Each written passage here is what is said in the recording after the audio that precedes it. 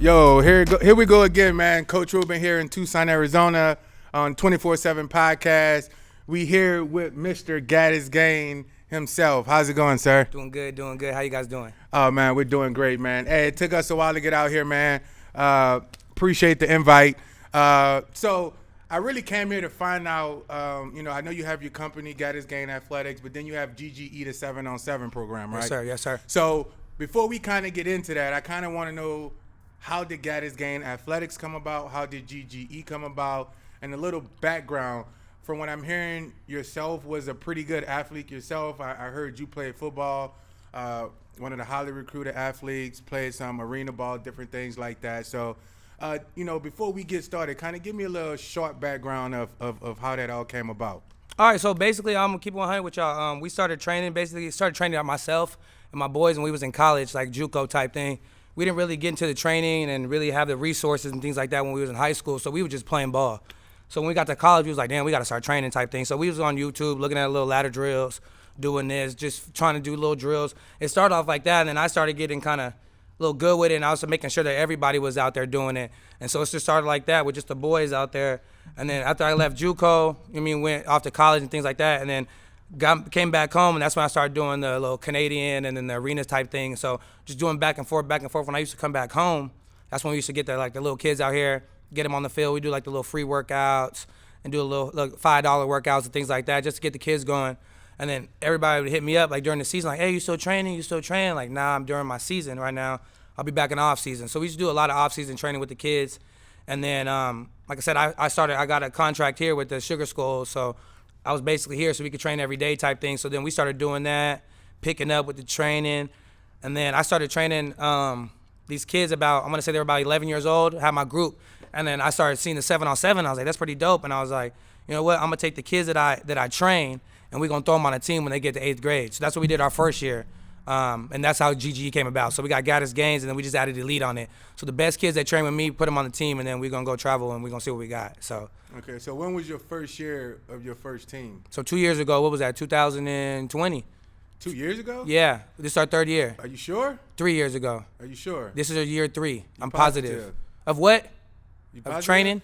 No, of GGE. Yeah, this is year 3 coming up. This is year 3. Man, that's impressive because, I see you guys out at a lot of tournaments myself, and seem like you have a lot of teams, man, that say that this is just only your third year. So if we're looking at last year, how many kids did you have last year? So we started how many teams did you have last year? So last year we had 6. The first year we had 4. So we had 4 the first year, and I thought that was a lot. Like, my wife was like, don't do it. And I'm just like, you know what I mean? Like, I'm a nice guy. You know what I mean? People don't think I'm a nice guy. I'm a nice guy. So right. I didn't want to cut nobody. So I'm like, damn, we got to have 4 teams. You know what I mean? We got to have an 8th grade team, a freshman team, and then we had all these high school kids. So I was like, damn, we got to do 2 high school, basically JV and then an elite team. And then second year came, we had all these kids at the trial, and I'm like, damn, like, you know what I mean? Right. So I had tried to get some more coaches. Then we had the 6 teams, and then I think we're going to stay at the 6 teams. So we're going to drop a age group, and we're going to add another younger age group, so we're trying to get the kids coming in younger. Right. And then, we had year 3 coming up this year. The new season coming up is going to be our 3rd year. So we're growing, definitely growing. So. Okay. Man, that's definitely impressive, man. I hear a lot, too, man. When, we have a really good tight-knit when it comes to the 7-on-7 organizations and things like that. So with you becoming a newer organization in this kind of arena of 7-on-7, man, before you kind of put your teams together, was there any kind of other organizations out there that you kind of looked at and say, oh, okay, I can kind of mimic that off of that, or is this just straight all a vision of what you have? So I definitely had a vision, you know what I mean? I'm not going to front on that. I definitely had a vision, but I met, we're talking about Jay Allen from OTB. I used to play arena ball with him. Okay. I met him in New Mexico, and we was only dudes from Arizona, and we linked up, and he was kind of like my OG type thing. He used to pick me up for practice, go here, do that, and kind of just put me up on game. And I seen that he had a team, you know what I mean? So I was like, damn, like, how'd you go about that? And he kind of just, I was living in Phoenix for a little bit, and I used to train with him. And he kind of just put me onto this team and just kind of like how they did things and things like that. And he's like, man, you could do it if you want to do it. I just took the leap of faith. And then, like I said, we're just here. So definitely shout out to OTB, shout out to Coach Jay, Coach OTB out there. Yeah, so he kind of like, you know what I mean, gave us a little like blueprint. And then I kind of just put my own twist on it and then started running with it. Yep. Okay. Nice. So what would you say, we get a lot of people that say 7-on-7 is not real football. The first part of that question is, what do you say to people that says that? And secondly, with you playing at multiple levels and playing at a high level, and also I heard you coach high school football as well. Tell me, how do you think your athletes are benefiting from playing sevens? I'm gonna be keeping 100. First of all, you said people that say 7-on-7 is not real football. Right. The people that say that, I don't know if I can say this. They kids are trash, or we gonna say they linemen or they linebackers and they don't want to get out there because they got to go get the skill guys. Right. But I feel like the people that say they don't really know football, same time, you know what I mean? Keep 100. So I feel like it's great for development. I feel like, let's say youth. Let's bring up youth football. You go to a youth football game, let's say 11U and down. How many times they throwing the ball? Maybe, I know out here, maybe 5 times a game. You know what I mean? Right. How's that? How we developing anybody? You mean you putting your best guys at running back, you putting your best guy at quarterback, he dropping back, taking off. You mean, I think 7-on-7, kids are learning how to catch, kids are learning how to releases, learning how to jam at a certain age. You know what I mean? Flag, you can't really jam nobody. It's not really physical. This is football without pads. Like, I mean, if you're a receiver and you call a receiver, you're about to eat in 7-on-7. If you're a good quarterback, it's good with your development. You get to learn how to read the field. You get to learn how to, you got time. You only got 4 seconds to throw the ball. You know what I mean? Some of these tournaments, you got 3.2. You know what I mean? But, you know what I mean? I feel like it's great for development. Linebackers, teaching them how to drop, you know what I mean? Different things like that. So I definitely disagree with that statement. I think anything football related is good for development, whether it's flag at the younger levels, 7-on-7, tackle. I feel like it all comes, you know what I mean? There's a little path that you got to take, and I definitely think 7-on-7 is part of that. Right, okay. And with you going through the different levels that you went through, how would you say 7-on-7 help you translate to more of the tackle game of football? So I feel like 7-on-7, I play corner, so they don't really throw to my side a lot. I don't know if I'm doing my job or I'm just lucky, you know what I mean, because I'm on the opposite side. But I don't really get tested a lot sometimes. So 7-on-7 helped me when I was in high school and when I was playing. And even now, like, when you know what I mean, if you're doing 7-on-7 in practice, my coverage, I get to work on my man coverage. I get to work on my off coverage. I get to work on baiting certain defenses and things like that. So they throw the ball. You can run the ball if you want. You're not going to win if you run the ball game. So they're throwing the ball, let's say 90% of the time. So that's great for DBs, receivers, and quarterbacks. If you play those positions, you should be doing that in the offseason for sure. Right. Okay. Another question for you. So what kind of coach are you when it comes to this? So we have these hero ball coaches in 7-on-7 where it's like, okay, I'm about to go in the backyard, drop this play, this double, triple, quadruple, throwback pass stuff that's never gonna basically equivalent to Friday, Saturday, or Sunday nights, right? But a lot of coaches do it just because they're trying to get the win. Versus you have coaches that's really working on developing. So if you're a linebacker, you're gonna play linebacker. Where you have some guys that like, okay, I'm just about to get 7 corners and play 7 corners across the field. What is your philosophy when it comes to that right there? I'm a football guy, so first thing I'm looking at development. I don't care. Like I said, last year people were looking at us because we had real big, true middle linebackers out there. Dudes that 230, you know what I mean, 45 plus playing 7-on-7. But if I could help them, they're hitting me up now in college like, thanks, coach, so much. The drops, me getting my eyes in certain zones and things like that helped them out. So I'm the type of guy, like, I'm going to put you in position. So you might play linebacker in youth football, but I'm looking at you like, bro, you're not playing linebacker. You're going to play DB in high school. So I'm going to put you at DB here now. Might be uncomfortable for you because you're going to have to learn how to backpedal. You're not just running downfield hitting people, but I'm that type of coach. I'm strictly development. Like, whatever position you play, I'm putting you out there. I'm not really necessarily worried about the wins, like win or lose. I feel like if we're doing our job, the wins are going to come. Winning a tournament, you know what I mean, you got to be perfect. You know how that goes. When you try to win a tournament, everything got to be in line. So I'm not really worried about the wins. I'm just worried about the exposure and the development about the kids. Like I said, like you said, so many coaches are worried about the wins. They're doing quads over here and all this stuff, and you're like, bro, like, I don't know, that ain't real football. But like I said, we trying to win. We're just doing real football formations, putting guys in positions that they're going to play at the next level. So I'm really big on that. Right. So out here in Tucson, you know, I hear we have, may be wrong, but 3 7-on-7 organizations. We have Gaddis Gain, we have Tucson Turf, and we have Flight 520. Is it really difficult when it comes to getting kids with them having like those 3 major brands when it comes to 7-on-7? And what would you say separate you from those other 2 7-on-7 organizations? I'm not going to say it's hard to get kids. Like I said, we have 6 teams. Right. So we're not, I'm not going to say looking for kids, but we're not, like, in a need for kids. We always gonna have kids. I felt like I do a good job with branding, putting our business out there, just kind of showing what we do. So I felt like we do a good job with the social media and things like that. So we're always gonna have kids.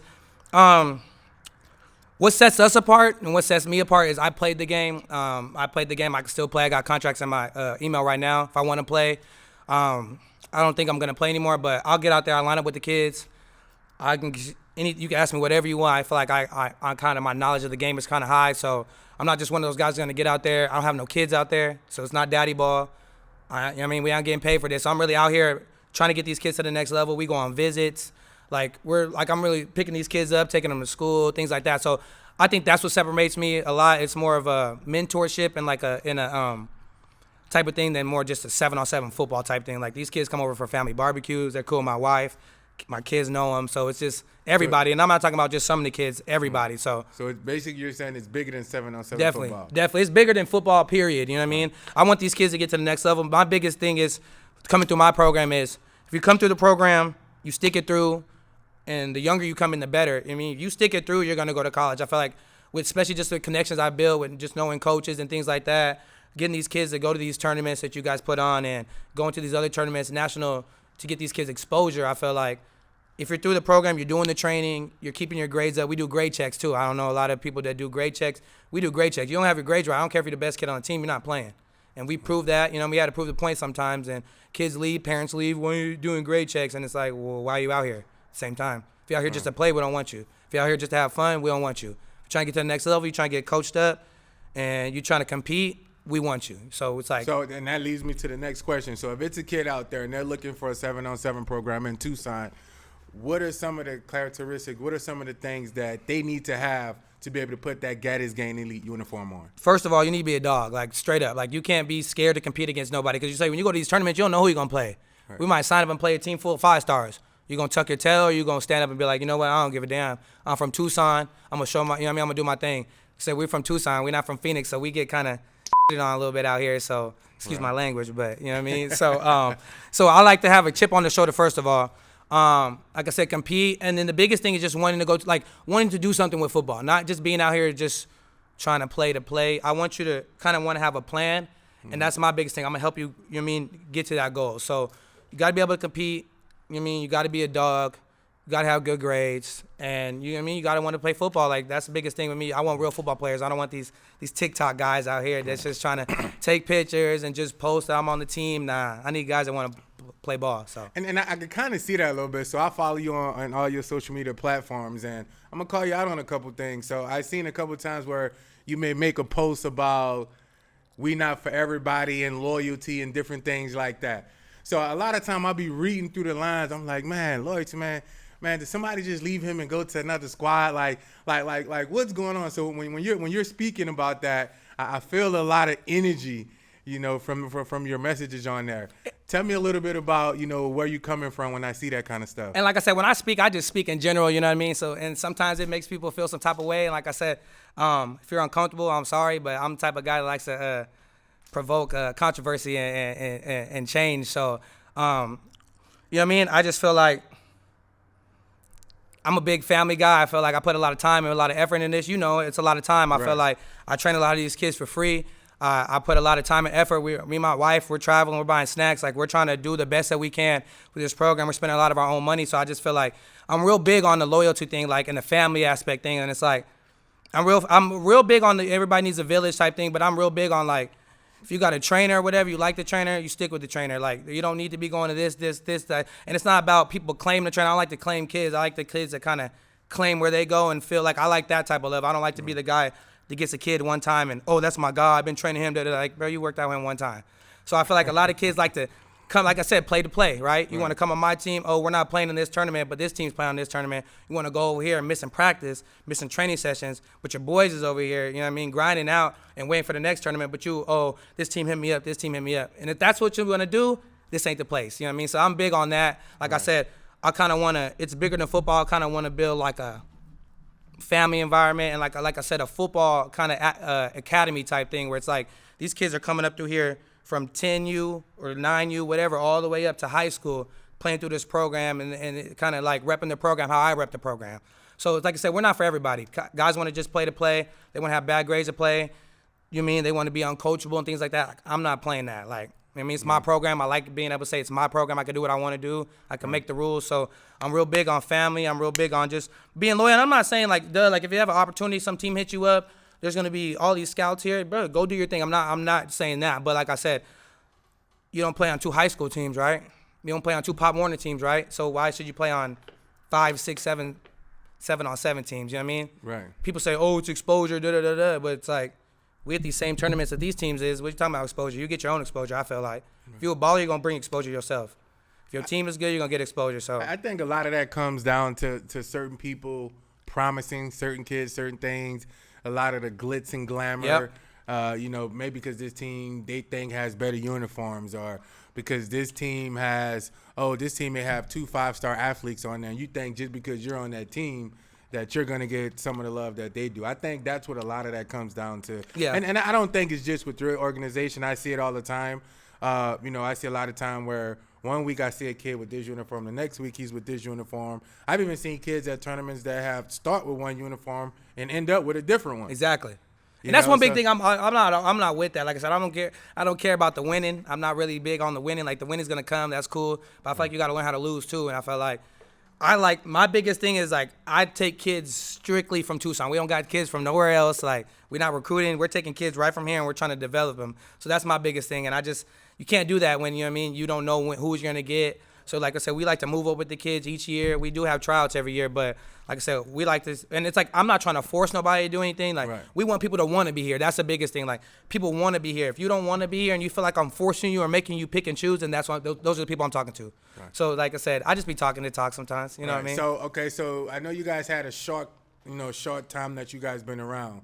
So I'm gonna put you on the spot a little bit. So you said it's gonna be your 3rd year, right? Yes, sir. So with this being your 3rd year, so you had 2 years under your belt. I know some people may be upset, but it's okay. Name me 1 or 2 players that have come in through the program and have shown what it's really like to be a part of GGE. Like, what are a couple kids that really show an impact and that you can pinpoint out that say, man, like I'm proud that he wears GGE. And it's a funny thing you said that, a couple kids. So I got these GG certified shirts that I got. Okay. And they're not for sale either. So, you know what I mean? Everybody want to get, can I get a GG certified shirt? And it's like, nah, these for only certain kids. You know what I mean? You have to earn this type of shirt. I give these shirts out to certain kids. So like I said, I'll start with the younger kids. I'm going to name a few. You saw me working out with Ruben Bravo. We got Ruben Bravo. We got Ollie Simmers in the class of 2026. We got a few kids. We got Mark Woods, class of 27. Like I said, my high school guys, we got Cam Hackworth, the guy with the braids. He's real young. I've been training him since he was about 11 years old. He's not a quarterback, but, you know what I mean, he's winning tournaments. He's doing his thing. He's, I think, top 5 in the state right now for passing yards. So he's doing his thing. We got DJ Jamin. Like I said, he's one of the kids that moved out to Phoenix. He had to move. He's at Basher right now. We got a lot of kids, to be honest, on top of my head.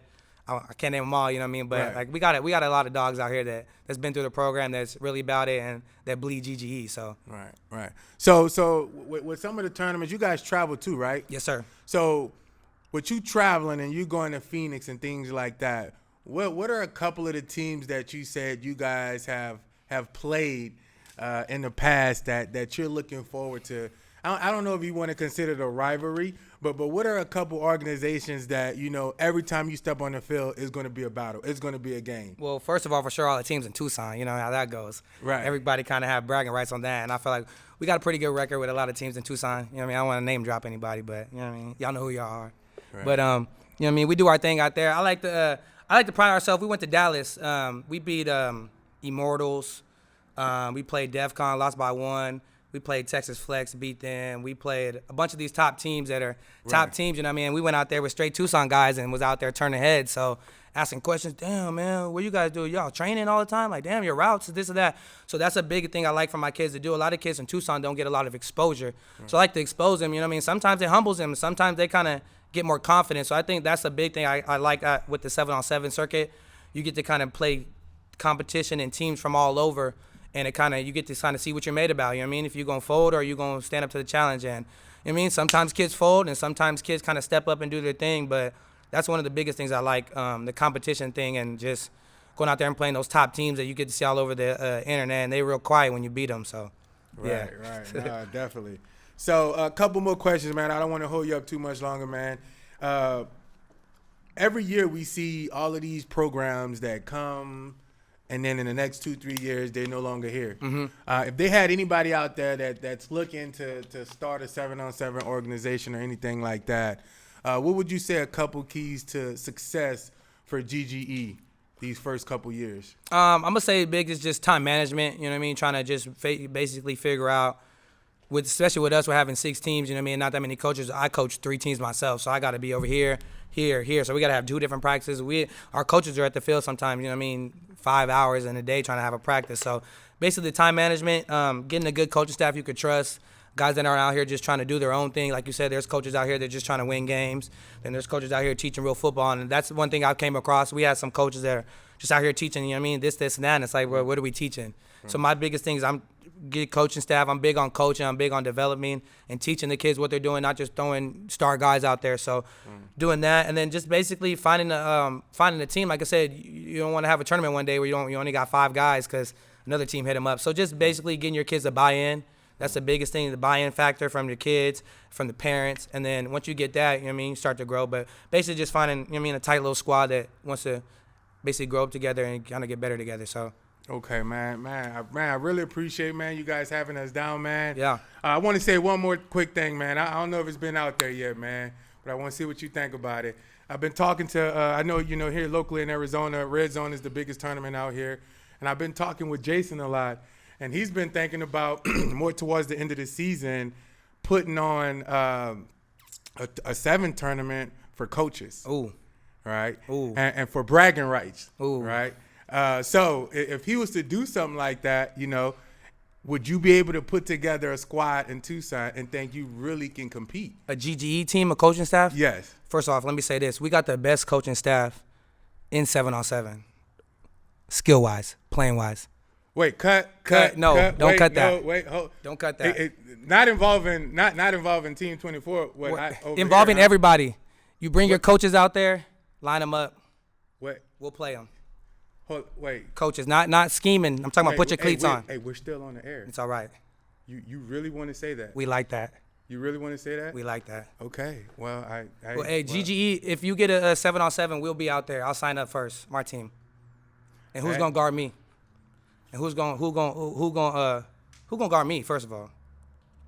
And then whoever I'm guarding, no disrespect to you, but you already know what time it is with me. Well, you know what I mean? I didn't mean to, well, I didn't mean to. Shit, guess you have it. I just wanted to let that be known. Like I said, that's what sets us apart. I'll really get out there and do that. Tennis shoes, cleats, it don't matter. It don't matter. So these coaches that be talking and screaming from the other side of the field, you know what I mean? We can line it up. And I'm not talking about with these. I'm talking about with the feet and the hands and catching and get a quarterback. We can line it up. Well, we can line it up. I guess hey, well, I'm speechless. Well, I guess that's it, man. Hey, no disrespect though. Hey, I guess that's no it. disrespect. Hey. Well, but then I know you said you play ball with OTB, huh? With Jay. Yeah. Right. Yeah. So you and Jay line up. That's my guy, but I'm still in my prime right now. I'm still feeling good. Right. You know what I mean? I feel like I said, hey, that's how I want my kids to feel too. But I feel like, you know what I mean? Like I'm out there. I'm really I don't know, man. Like you really about that. That's basically what you're saying. You really I feel like I'm still a player. Like the coaching, you know what I mean? I'm a coach, but I'm still a player first. Like I said, I can still play. I got contracts. Got to talk to my wife though first, but I don't think she'll let me play. But I keep a pair of cleats in the trunk for that reason. Actually, in my backpack at the tournaments, because the kids be trying to, hey, coach, let me. Yeah. All right. Well, hey, there you have it on 247 Podcast. My man Cam, when you see him walking on the field, it ain't just a playbook in his backpack. No. Hey, it's cleats. Cleats. So anytime you guys want to lace them up, hey, just tap them on the shoulder and tell them pull it out. Hey, I might not even need the cleats. Might not need them. Oh, damn. Hey, I'm like, hey. Hey, I guess my guy said don't let the glasses fool you. Hey, do not. Hey. Fool them every time. Hey, all right, man. Well, man, really appreciate it, man. Thank you so much, man. Hey, we're going to definitely be following you guys throughout the season, you guys. Man. Yes, sir. Definitely. You guys going to be doing any traveling? Definitely. We saw you guys put out the Utah tournament, so we're going to try to go to Utah. We plan on hitting Vegas this year. We plan on hitting Miami, Dallas, and California. So. Oh, definitely, man. So we're going to be traveling around with 247 Sports a lot of the time. So definitely, whenever we be able to link up again, we definitely want to talk to you guys again. And hopefully next time you can bring a couple of your athletes on. Yes, sir. And really see more behind the scenes of what the players feel as far as this Gaddis game. Yes, sir. Appreciate you guys. Yes, sir. Thank you, sir.